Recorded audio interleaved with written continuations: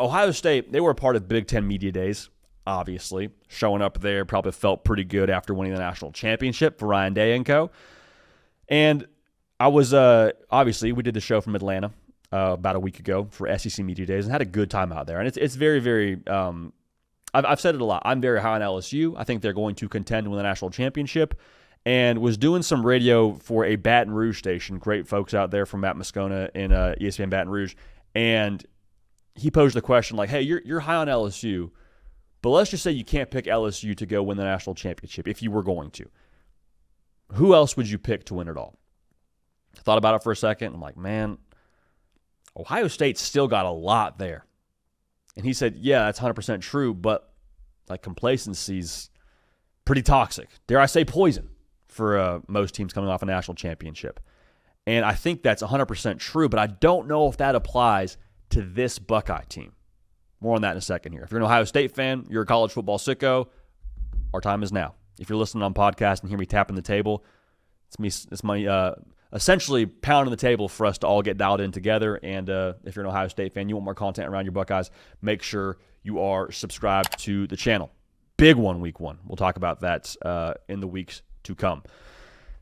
The feeling that I have, though, around Ohio State relative to that idea of complacency, I think that would be something I'd be more easy to buy in on if there was a lot more back for Ohio State. Like you bring back your quarterback, you bring back all the coordinators, and there's a lot of returning production and all that. And it's like, hey, yeah, I could see you having to fight complacency a lot more in those situations because it's guys that won the national title from the year before and felt that confetti hit their complexion and vibes were great in Atlanta. But like there is so much newness with this new Ohio State team, with this 2025 edition.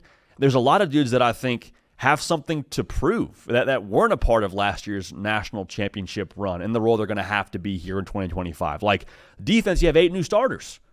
A lot of those dudes want to prove it to the rest of the country. I also have to imagine want to make themselves a bag when it comes to the NFL draft. I don't think you have to motivate those dudes. New quarterback, whether it's Keenholz or Julian Sayin, they're going to have their work cut out for them. You don't have to tell them what time it is to be the Ohio State quarterback. Like, there's going to be a lot of juice there. New play caller in Brian Hartland on the offensive side. There's a dude that's been semi-vocal about his career aspirations of getting back to the NFL. And if I'm reading between the lines here, wants to be a head coach in college football. You don't think there's something at stake there for him to prove himself as a play caller in one of the most recognizable brands in college football coming off a national championship? Matt Patricia. Like, we keep going down the line here. There's a lot of guys on this roster and in that building, on that staff, that are going to, I think, have a little bit of extra edge to them, regardless of what happened a year ago. The other thing I'll say here, why I don't buy the idea that complacency is going to poison Ohio State or be the reason why they don't repeat, I think there's too many leaders a part of this building that are back. Like Caleb Downs, he's back. Sonny Styles, he's back. Ryan Day, your head coach. Jeremiah Smith. And that's not to say Jeremiah Smith is like the most vocal individual in your locker room, but I think when you have true temperature setters back from the year before and guys that understand what it takes to win a national championship and they're your leaders, maybe I'm putting this too simply, but in my experience, leaders lead. You know what I mean? Like, it doesn't really matter if you won the national title the year before, if you're a leader and you keep the main thing, and you have your head screwed on straight, you're not influenced by all those things. Now, your task as a leader is to make sure everyone around you isn't influenced by that. But if you're one of those top dogs, and when you're Caleb Downs, you are a top dog, you're Sonny Styles, you are a top dog, when you speak and it holds weight and people listen, I think you're that much better positioned to then have everyone around you dialed into the mission, have the proper competitive composure and competitive focus. So all that's to say now, like, that part of it, I think, knowing what it looks like and having those leaders in place, I think there's no way to quantify that, and I think that's a big reason why I don't think complacency will factor in for Ohio State. Now, we have to say this because it's important relative to just Ohio State in any discussion, but especially in this one. I think you could sell me on the complacency angle a little bit more easily if Ohio State beat Michigan a year ago. You know, like, that was a goal of theirs in the preseason that they did not accomplish. That, I think, propelled them to win the national championship and got them back right. But if you don't think that's something that Ryan Day hears about or thinks about or is working on behind closed doors every single day of the calendar year, you're kidding yourself. You're kidding yourself. because that rivalry to that fan base means everything. I mean, there were folks in Atlanta, whether it's true or not, saying during media days that were fans, around the media day festivities, that people were asking them from the media, going up to their spot, the fans that is, and asking them, would you rather win a national championship or beat Michigan? Sounds like it was pretty split. Like, that's how intense this rivalry is. And so if you don't think that there's some sting there and some feeling of, hey, we haven't finished the job just yet, you're kidding yourself. You're absolutely kidding yourself. So will they go back-to-back and win a national title? I don't know.